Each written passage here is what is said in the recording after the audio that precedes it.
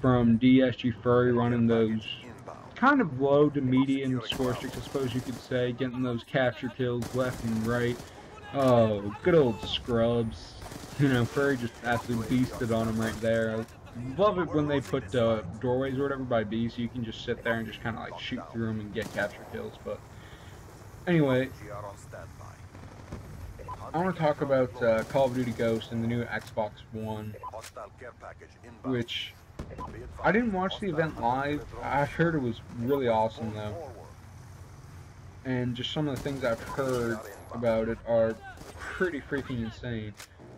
I heard a rumor before they officially announced the Xbox One that they were going to put a capture card in there. I heard the PS4 did it, so I figured Microsoft is not going to be outdone.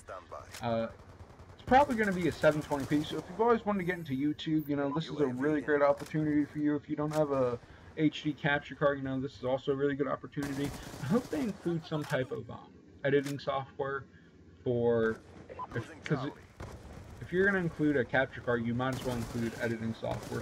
Hopefully it's better than the Elgato software, because with the Elgato software you can't really make commentaries. That's why I use Sony Vegas.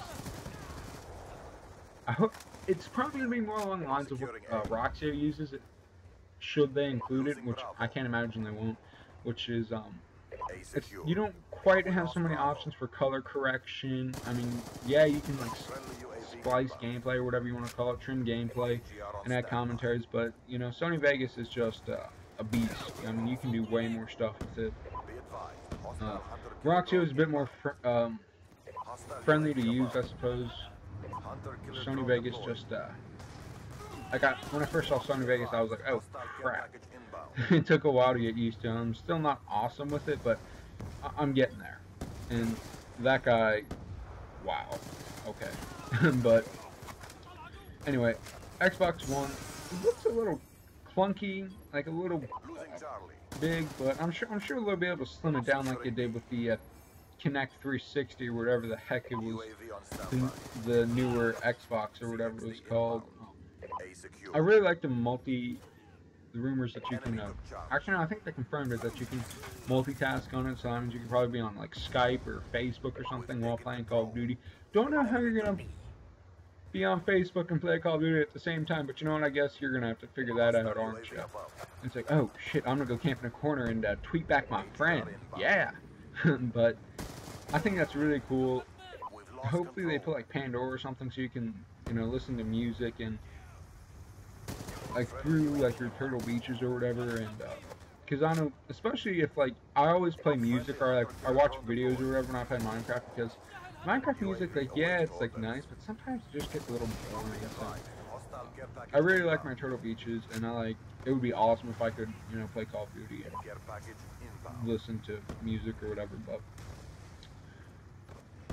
also the Call of Duty Ghosts. This is like, yeah, I was excited for the Xbox One, but I was really looking forward to Call of Duty Ghosts. I wanted to see how it looked and just kind of look at it. It looks epic. It looks like it's going to be a great game if they don't botch it, which it's Call of Duty. I don't know if you can't not botch it. I think that's how you say that. It really does have the potential with the new engine to be insane. The graphics, like for me, it wasn't until I was watching, I'm like, oh, you know, this looks like a pretty interesting game. Like, it looks like an interesting storyline. And they were swimming in like the tropics or whatever. You see the fish move, like everything's just brightly colored. Like, it almost looked like they took an HD camera or whatever underwater, just like a split instant. I'm like, what? Like, I watched it and I'm like, and then I realized, I was like, oh my god, that looks amazing. And I was just stunned, kind of. I was like, Jesus Christ. I was probably blown away the first time I watched it, and then I went back with that in mind to check graphics and just see, like, notice like little differences, little nuances, and I was thoroughly pleased. Excuse me. What I noticed, I'm I'm pretty sure this was not in other Call of Duties, was the German Shepherd's tongue, you know, when like dogs like pant, they go, no, I'm not going to imitate the panting sound evidently, but the tongue moves back and forth a little bit, and I noticed that, and I'm like, I think that's like new. I mean, I know it's not anything that'll affect the gameplay, but it looks realistic. And in addition, they had a, this wasn't the trailer, this was like a behind the scenes or something of the trailer. And it looks like they're going to try and take a little bit from Battlefield 3, put in dynamic maps or destructible maps. I don't know. It sounds more like destructible maps than dynamic maps. I think they just, they changed the wording, but I think it's basically the same thing where basically you do something that affects the way the map plays, and you can potentially kill somebody using the map. Like if someone was in a building, like you rocket launchered it, the building collapsed, you know, you killed them.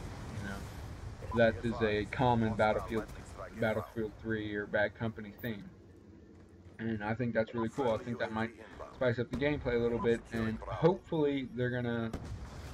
I mean, it's gonna make. I don't want to say competitive or pub stomping hard, because it's like. I can't really explain like what's going on in my mind, because it'd be like I move one way, or they're like people running one way, and then like you can cut them off or whatever by shooting that across the map, and then you cut off that choke point, and then you know, just it's gonna make predicting spawns and predicting routes to be a little bit more difficult. I don't think it's going to be as destructible as Battlefield 3, where basically you throw a nade and just a building collapses or something, and you know, Furry just keeps going beast mode. I mean, you guys saw a lot of deaths, but that's because Furry just kept going on streaks. He kept just killing and killing and killing. Furry's a great player, and that's the end of the commentary, guys. I hope you all enjoyed. Peace. I'm out. Securing C.